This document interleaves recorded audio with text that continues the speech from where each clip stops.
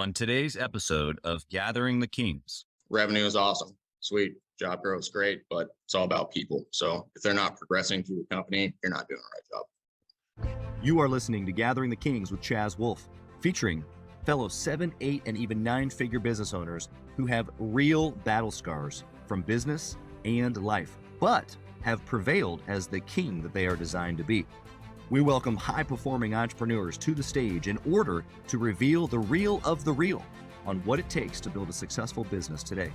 We dissect the good and bad decisions they've made along the way that give a true and accurate picture of the journey of success and how you too can get there.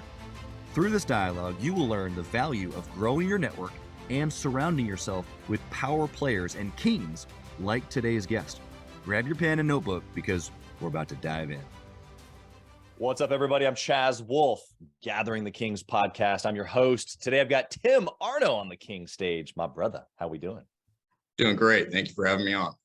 Absolutely. Well, and for the listeners on Spotify or Apple, you can't see my brother over here, but he's rocking the beard. So, I think at some point, I'm only going to have bearded guests. No, I'm just kidding. I wouldn't actually do that, but I think maybe you and I could be a great little TV spot here for some beard oil or maybe a beard company of some sort, Solid opportunity there. I think I need a little bit more oil though, because yours is a little better than mine. It's looking great, man, especially this early in the morning. Thank you for being here. I'm excited to get to know you. What kind of business do you have, brother? Yes, sir. So we got a business out here in Milwaukee, 1-800-GOT-JUNK. I'm sure everybody's familiar with it. World's largest junk removal service. Yeah, I love it, man. And even since we've engaged with you about being on the show, you've made some dramatic changes in your businesses and in your life. And so we want to get into some of that. Before we do, though, you've used this phrase already this morning. We've been talking for a few minutes here before we hit the record button, and you use the phrase stick and move. Tell me about what this means, stick and move, to you. Like, what does that mean to you? Yeah, it means a lot. It's pretty much how I lived my life since I was a young guy. Things happen, point blank, period. And the fact of the matter is that you got to be able to control the controllables. And what that is for me is that you just got to keep moving, period. Right. Doesn't matter what happens, just on to the next thing. Yeah, exactly. Because some things happen that are good. Some things happen that maybe aren't so good. Some things it's just change. Like, you just got to be flexible. Yep. You just got to be, like you said, duck and move, stick and move. And we want to get into some of those things that maybe have led you to believe that way. But before we do, I want to know, at this level in the game, you've had companies, you've exited companies, you've bought into other companies, like you've been pretty successful at a young age. I want to know what drives you. Why are you pushing so hard, man? Yep, that's a great question. That's probably my favorite question, because everybody has a why, but many people don't understand it because they don't get the full story. Mine is simply creating the same opportunities for other people that were created for me. Now, like you said, it's I'm on a solid platform at a young age. And the fact of the matter is that it's not because of me. I don't think I'm a special guy. I didn't crack a formula, but the fact of the matter is that people believed in me and they put me in a position to succeed. And honestly, that's all I want to do for others. Yeah. I mean, I'm with you 100%, because especially as young guys, even still today, we can look back, I'm sure, as even much younger guys, and someone like gave us a shot, gave us a chance, right? In that same, dynamic that you're describing, where someone gave us a chance, did you feel like you positioned yourself well to be given a chance too? Absolutely. Now, it is all based on the individual. I think that what we do is we have to show potential. Really, that's what it is. And potential is a dangerous word, because you can have plenty of potential and end up not doing anything. People identify talent and they want to surround themselves with people that, will rise to that occasion. That's 100% right. I feel you on that. And I guess really what I'm saying that for, so the listener can digest this, it's not just about helping people, or in our case, being helped at a younger age and then now helping others. There's a specific, almost like, group of traits or qualities that we're looking for, or that we were to the other person that helped us. And it's the reason why they were maybe willing to give us a shot. It was still a risk. It was still like, we're, thankful for those moments and that they gave us those shots, but we positioned ourselves in a way where we were maybe trustworthy or hardworking. Like, maybe what are some of those things that maybe stuck out for you, and then also that stick out for you now, of people that you want to help? That's a great question, because everyone always says the basics. It's like the interview question, right? When you bring the guys in, well, tell me something about yourself. Well, I like, long walks on the beach, blah, blah, blah, blah, blah. But everyone can be hard. There's a lot of hard workers out there, but what separates that, and it's simply passion. Do you want more for yourself? Do you want more for others? Okay. Because we can all, everybody wakes up early in the morning in this industry, in every industry, we're going, but the fact of the matter is when things get real tough, do you still want those things that you said you did? Yeah, you stick it out. Now, this is interesting because we're a little bit derailed here, but I think we're on an amazing topic. So I'm going to keep with it. I was having this conversation with somebody on LinkedIn, actually. We were talking about LinkedIn earlier before we hit the record button, but I was talking about removing emotion from business decisions in order to be able to make quality business decisions. And he was kind of coming back in the comments to me about how if you remove emotion completely, then there's no passion. There's no like behind the scenes, like grit. There's no feeling to what you're doing. And I understood what he was saying, but my question to him, which my question to you would be the same since you brought up passion, is emotion and passion the same thing? And if not, what are they? Or how are they different? I think that they're each of them have similarities, but they are separate. Now, emotion is going to be subjective, okay? Because it can be steered either way, or that emotion can outright dictate your decision. But passion is an objective emotion, okay? Because we sit down, we set these goals, and what has to happen that's necessary to make that be actually come to fruition, I guess to say. Yeah. I guess we think of the same way, I guess, because the first thing that came to my mind was a burning desire, right? We read about this in Think and Grow Rich and many other success books, but I think Think and Grow Rich is probably one of the first ones since it's so old. But this burning desire, this obsession, that we just like all in, I'm willing to do whatever it takes. And yes, there's emotion in that, but what you just said, it's like, I'm like right here. So it's like a burning desire. It's an obsession followed by I'm sticking right here, persistence, which has no emotion actually. Because if you have emotion in persistence, then you're going to choose to do the easy thing, which is not the stick-to-itiveness. Would you agree with that? 100%. So for the listener right now, we just kind of threw around all kinds of conceptual thoughts. What if you're listening right now, what do you walk away with a quick note? Point blank period. You got to find out what you really want. You got to be honest with yourself. And then the next choice is, are you going to do it or not? Period. Yeah, dude. Straight shooter. I don't know if you guys are paying attention, but my boy here, Tim, is giving it to you direct today. So let's move on to your story, man. I want to know, how'd you get started in business to begin with? Like, how did business and you collide? Yeah, very interesting story. And again, coming back to that stick and move, it happened real quick. So I was a college football player. If you would ask me 2 years ago, 3 years ago, what would you be doing for the rest of your life? I would have told you coaching college football. Okay. And that's what I started off doing. Okay. I began my career at Missouri Southern State, and shortly moved on to McPherson College, small school out in Kansas. And about 3 months into my process at that university, at that school, what happened was I had somebody reach out to me about an opportunity with a moving company in Kansas City. And I realized that coaching college football is much different than playing it. I fell in love with playing football, and I don't think I truly understood what coaching college football was. $12,000 a year salary is pretty tough. Working 22 hours a day, you're taking your master's degree, you're just like, is this what I want to do? And I was honest with myself, which is the toughest thing to do, and I made that leap. I started as a truck team member at $10 an hour. Shortly after that, I ended up being a general manager of the second location, and eventually franchise partner. Wow. So within a short bit of time, you not only changed careers, but worked yourself up through a small company and bought in, which is pretty incredible, into an industry that's ever moving and shaking, no pun intended necessarily, but it's a difficult industry because there's just a lot of red tape, a lot of guys coming in and out that maybe are difficult to manage. I'm fairly familiar with this industry. I've got a couple of good buddies in it, and so for you, what was it, I guess, about business? Because it wasn't business that took you away from coaching. It was more like work and maybe not coaching, it sounds like. But then eventually you got this like bite onto like, ooh, maybe I could just do this as like an owner and not necessarily just a team lead. Tell me about that. Yeah, twofold. So that's another great question. What I would say is, first one was football. I love to compete, period. All right. Now, we can get into the ego thing, but at the end of the day, I love winning. Okay, period. I'm very, very sore loser. So what I noticed was, with football, you got pretty small amount of opportunities in your year, but your whole year is just preparation.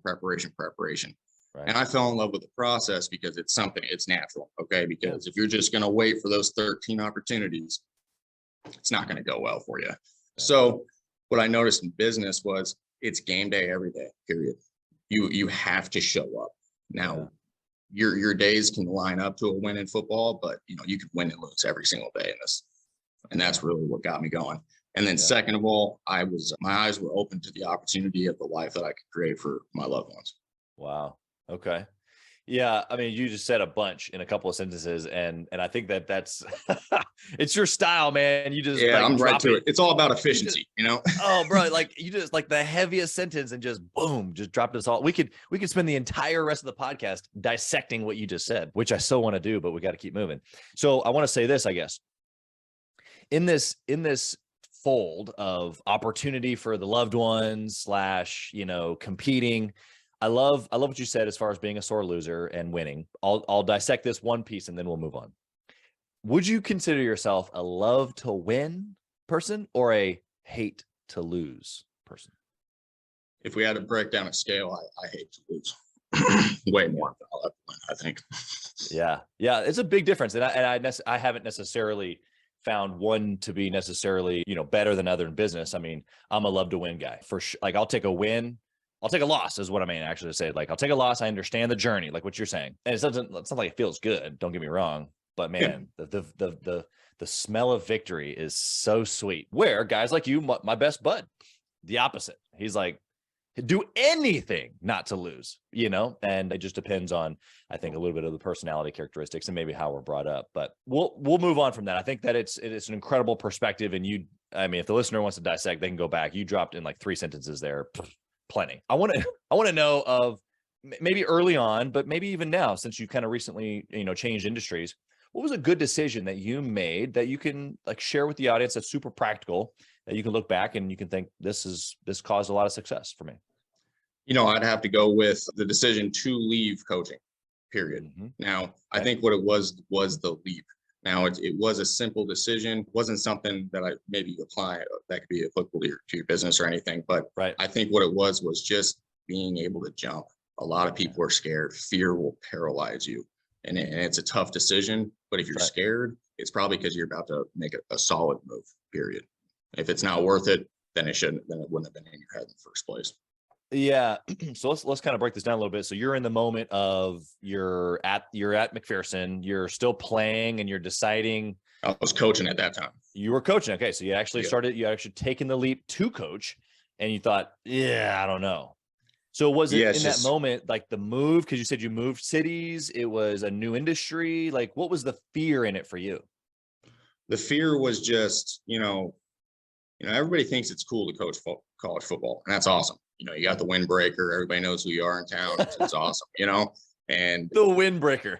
The windbreaker, it solidifies, it just validates you in the community and period, and I think that people get caught up in that. It's not cool to go move furniture for $10 an hour. But at that time, I think I was blessed early on, but not really worried about being cool.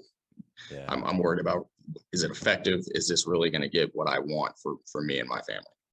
Yeah. So it's almost like in that moment, what you said earlier, deciding what you want, right? Because you can't have a burning desire or this obsession or what you called passion if you don't know what you want, because otherwise, how can you clarify the passion?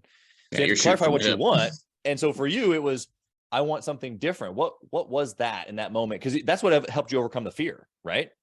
100%. Yeah, it was definitely the driving factor. Now, simply all it is I wanted to build a foundation for me and my family. I did not like the way I grew up. I did not like the way I was living my life. So there's only, you're going to change it or not. It's not, see, everybody wants to hear what they would like to or what feels good. But at the end of the day, I realized that, hey, what you're doing right now is not giving you the answers or the resolution that you want, period. Right. So you got to change. Got to change, got to move forward. No nonsense, get down to business, make the change, make it happen. What about a bad decision? Something that you've done that's just, wouldn't do that again. Yeah, it kind of rolls into the question you just asked me. Do I hate to lose more than I like to win? So I would say that I think I took the football mindset into business when I started, and that was not good. Now, why I say that is because I think Simon Sinek says it the best. Business is an infinite game. Right. You cannot enter with a finite mindset, or the outcome is just not going to be what you desired. And I think that I do hate to lose still, period. I'm always going to be the same guy, but I removed that finite. Now, I think that's the best way to describe it, man. You can't win the whole year today, period. Yeah. It's so funny because this dynamic that you're referring to, I'll give the listener a little bit of perspective. It's, very much like fitness, the part of, football. You didn't get a college degree, or sorry, a scholarship by one day in the gym either. Right. And so just like one day out of the gym won't not give it to you, one day in it won't give it to you either. And so there's this long game that you're talking about, this persistence, consistency, this hitting the rock over and over and over again. And you're 100% right. So like maybe even correlating it to football, where a player is like, okay, we want to win a championship this year, and you can still have yearly targets in business and even weekly and monthly goals for sure. But really realizing like, what am I actually doing this for? You've already said, your future family and people that you love and stuff like that. It's like, well, that's like a 40 to 80 year plan. Yep. I got to make decisions in decades here, not necessarily days. What would you say to the guy listening right now, or maybe it's a gal who's like, okay, this makes sense, but like, how do I do this? What would you say? Objectively make a plan. You'll never obtain what you want if you do not plan for it, period. Right. So break it into tiers for you. Yeah, you can have those small goals, break down your days and break down your weeks, but you also have to set those goals. And then as you're continuing down your path and getting closer to the long-term goals, you're going to need to change them, because I can't see the future, neither can you. So, things are going to obviously change like we've been speaking about, and you got to stick and move. But the fact of the matter is you have to stay aligned with your goals and change them. They'll progress as you will. Yeah. What would you say? This is such a great topic. I mean, bro, I think we could you just keep dropping just hammer on hammer out on me over here. I got to clear my schedule for the rest of the day. I guess. I mean, we're going to create the whole deal. This will be the last podcast I do all year long. We're just going to create hours and hours of content right here. But in all seriousness, this dynamic of changing inside of a target, the target doesn't change, but maybe the method changes, right? So the target is to provide for my family, or to have $10 million, or like whatever the really big thing is, right? And so the absolute thing that you're doing right this minute may change. It just changed for you even in the last couple of months. So talk about this dynamic of having something bigger in mind, which obviously is maybe our purpose, or like the bigger picture target. It can still be, come out of the purpose cloud, and it can still be something tangible that we want to accomplish in the next 10 or 20 or 40 years.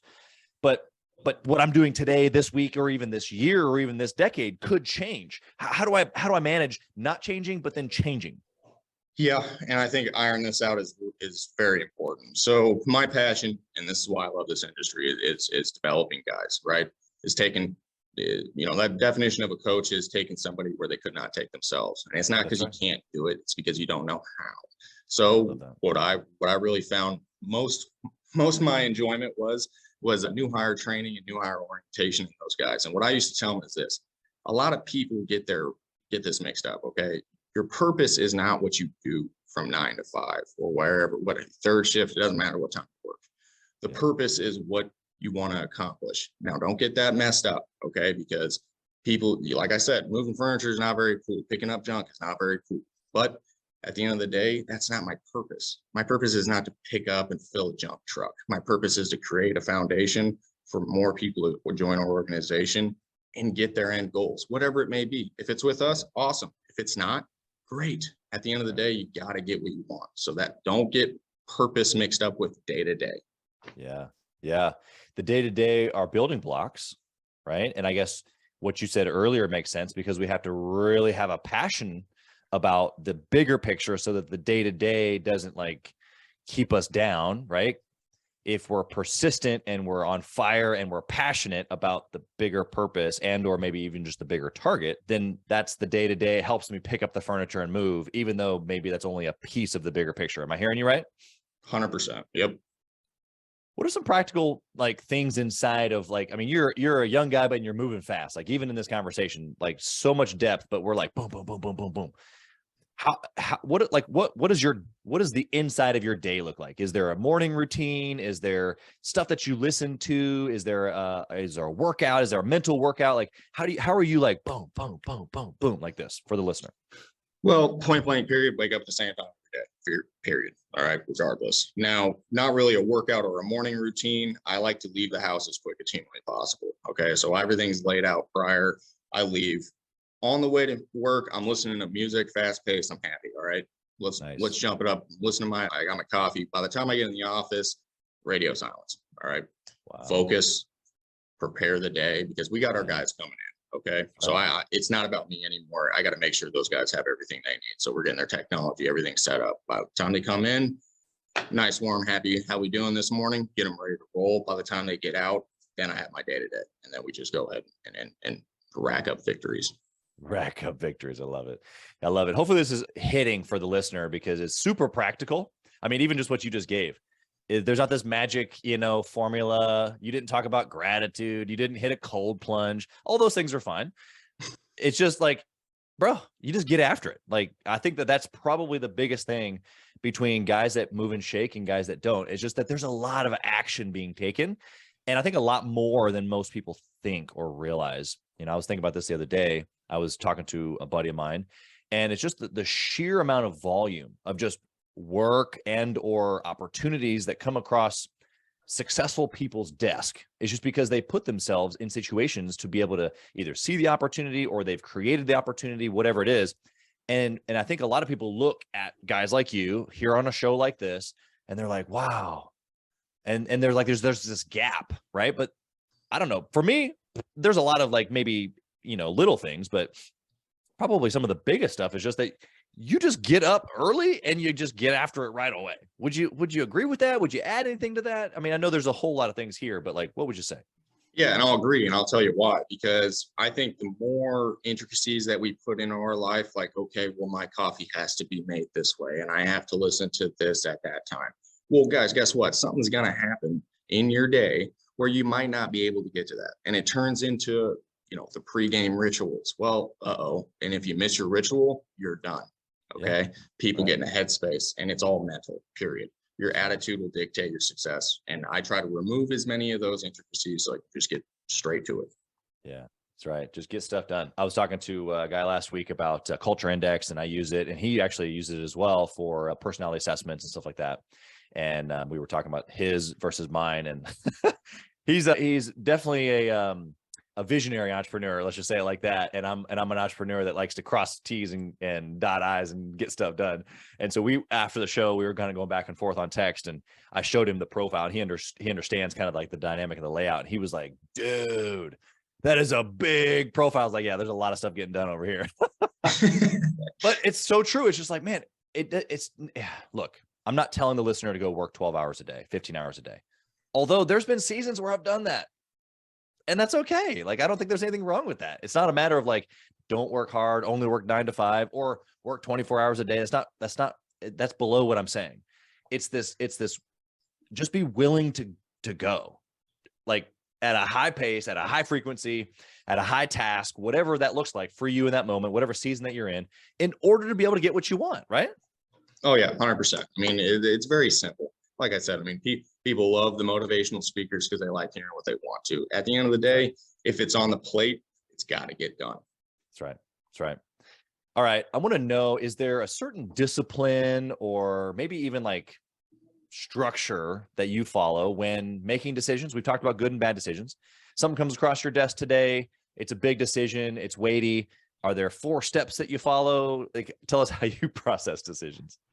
Yeah, that's a great question. Now, obviously, it's all about context and the situation. So, okay, yeah. Again, objective emotions have to be removed. Okay, so you have to take everything into consideration, and at the end of the day, you have to trust your decision. If you don't trust your decision, it's not going to work out. And it's again, I'm a big Simon Sinek guy. It's not about being in charge. Okay, it's about taking care of. So if you'll know if it's the right decision. Okay, if it doesn't hurt your people, it doesn't hurt your company, or it doesn't hurt your clients, then you'll be fine. It's the right decision. Yeah. Yeah, I love what you said as far as like just having confidence in it. I used to hear a guy that I followed a long time ago, and he would say something like, basically, I'm going to ride the ship all the way down, right? Whether it's from a good decision or whether it's a bad decision, like we're riding it all the way down because I freaking made the decision. Okay. Yep. And that's like all in, like I'm all in. And of course there's bad decisions and we got to like learn from them and stuff like that. But I think that what you just said, as far as like the confidence in like, okay, I make the decision and we're all in. We're not like this half in, half out, wet noodle. It's like, we're in it, whether it's the right or wrong decision, I don't know, but we made it and we're going for it. Right. Yep. And to build off that, exactly, like I said, I'm a football guy. So everyone's heard the phrase, if you make the wrong decision, that's fine. Do it 100%. Just go hit somebody. Okay. Because you might mess around and make a play. So I took that mindset and like, hey, listen, if the decision's made, then we're going with it. You might as well go 100%. That's right. Always 100%. Exactly. It's because when you go half, that's when you get hurt. Yep.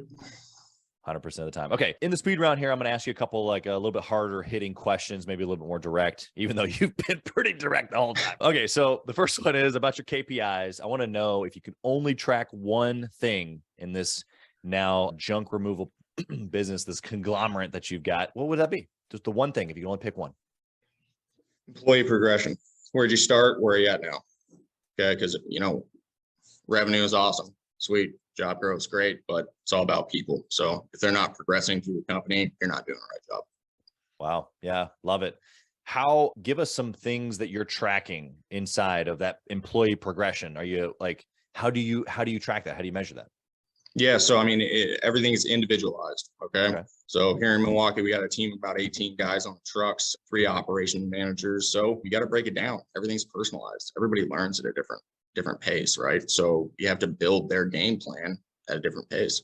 So when the guy joins after 45 days, we do an assessment and then we break down his training. Here's your roadmap.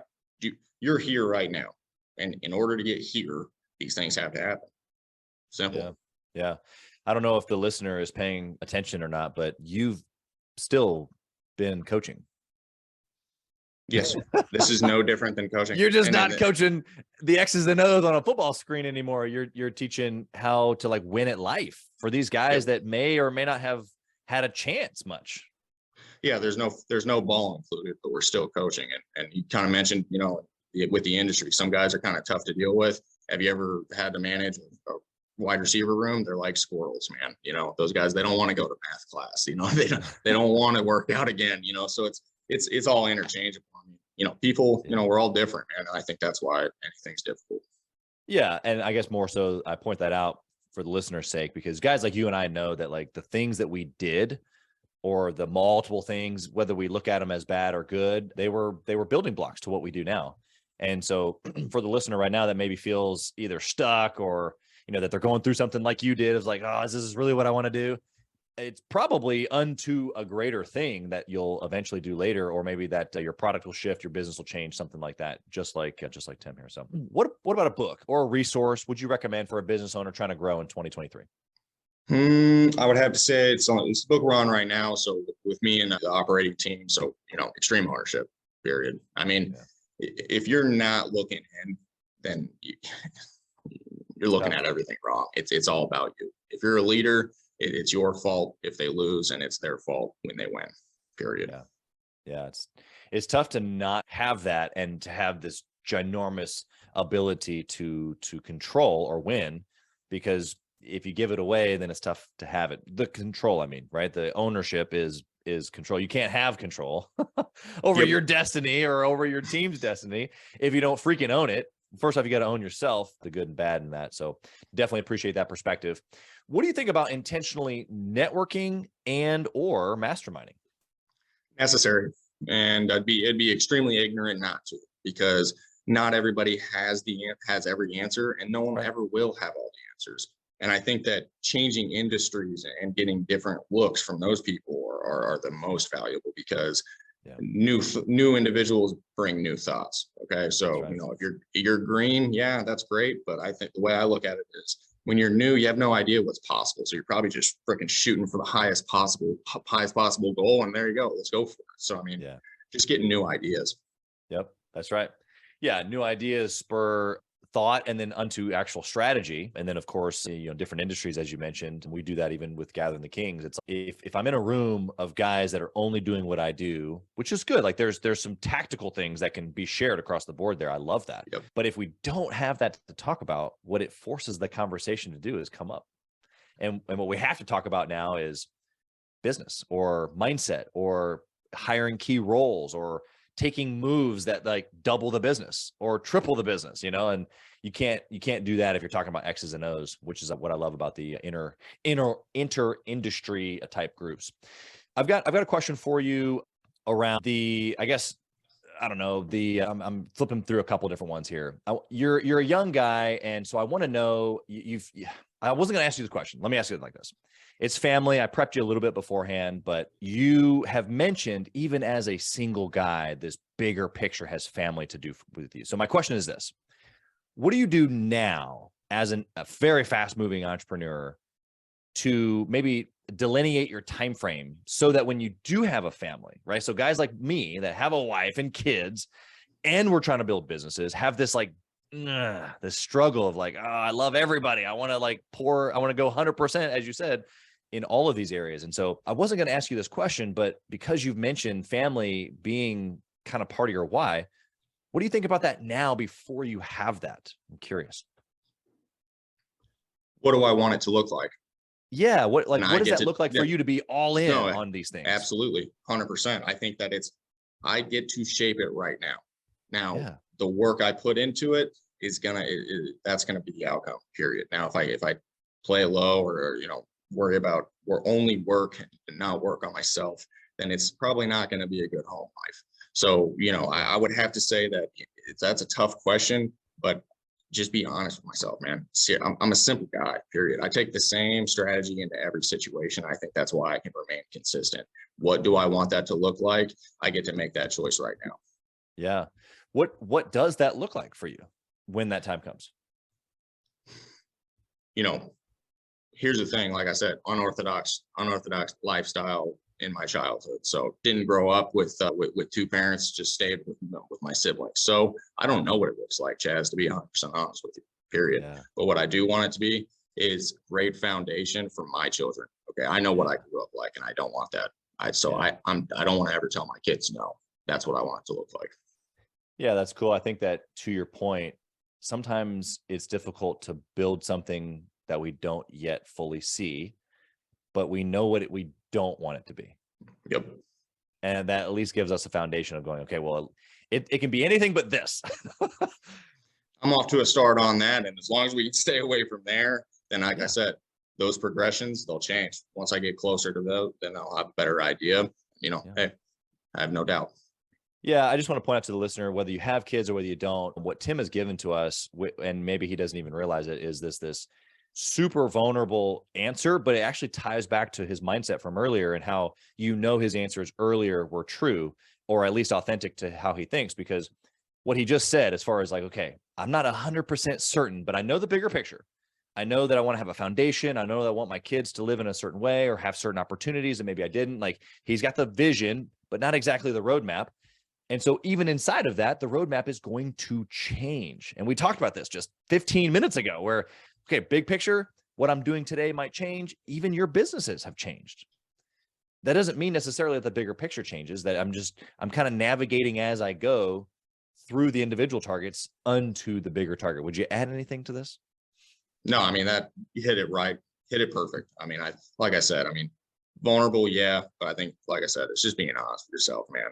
Whether you're saying it on a podcast or in the mirror at home, I don't know what it looks like, but hey, I know what I don't want it to be. So that's good enough for a goal for me. Yeah. Yeah. And like you said, you can adjust along the way. Tim, if you lost it all, what would you do? Probably do this. I'd jump again. At the end of the day, you got to swing, period. So I'd set my sights on another avenue and I'd swing. Same process. Even though you lost everything, beaten down, no money, your name's in the dirt, people hate you. I'm going to try to paint the worst case scenario ever. Your partners disown you. Nobody in the city likes you. You don't have the windbreaker anymore. Validation removed. Removed. You would just swing again, just like that. Period. Because at the end of the day, I think that if you're doing the right things, you're going to gather some networks across. So the people that I've helped, I There know you go. that there'd be an opportunity with them, and whatever Yeah. it may be, you have to swing. Yeah, exactly. I love that. You slipped that little nugget in there for the listener. It is about the network, and that is who you call on in those moments, is that you serve and you serve and you serve and you serve. And then when the time comes, you've got people around you that you can call on. Last question here for you, buddy.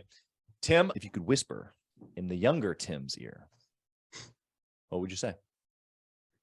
Slow down. That's it.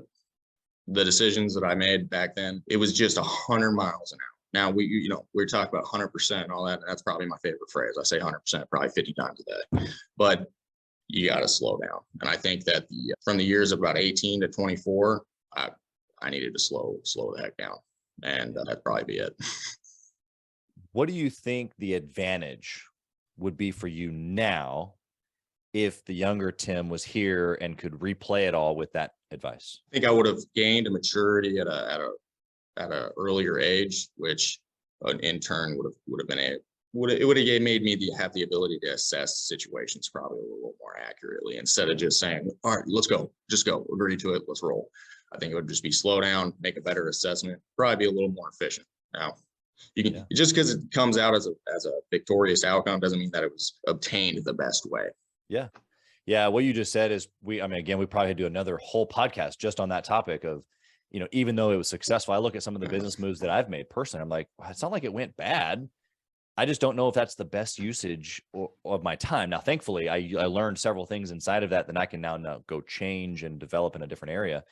But that's 100% right. Just because it was a win doesn't mean that it was the best case in that time. So even with the wins, you look back and you go, okay, how could this be better, different, more efficient, right? Because your time becomes more valuable, your skill sets become more valuable. And if you choose not to use them in a more valuable way, then it's almost like a loss. Absolutely. Yeah, because either way, life is about efficiency, man. There's one thing we can't get back, and it's time, period. I'll never be 26 again. So, if I didn't make the most out of that year, and the year still went well, but there's still some opportunities to get better in it. Yeah, I love that. You're a straight shooter, my brother. I want to know, how can the listener can find you, pick your brain, but then also maybe they're in this Wisconsin. I know you got a location in Georgia. Like, maybe tell us where you're located. How can they find you if they need the junk services, but also if they're just a business owner, they want to pick your brain, how can they find you?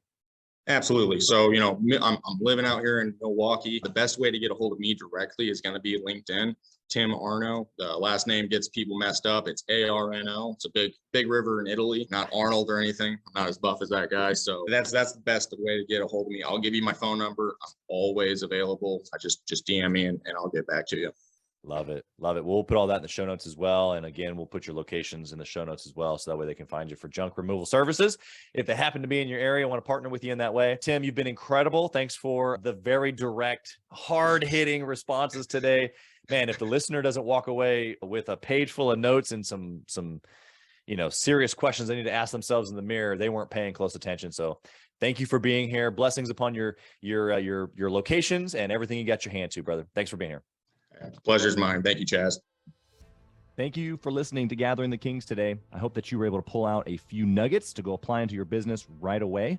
More importantly, though, I hope that you're realizing that it takes more to be successful than just being by yourself, doing it all on your own, carrying the weight all by yourself.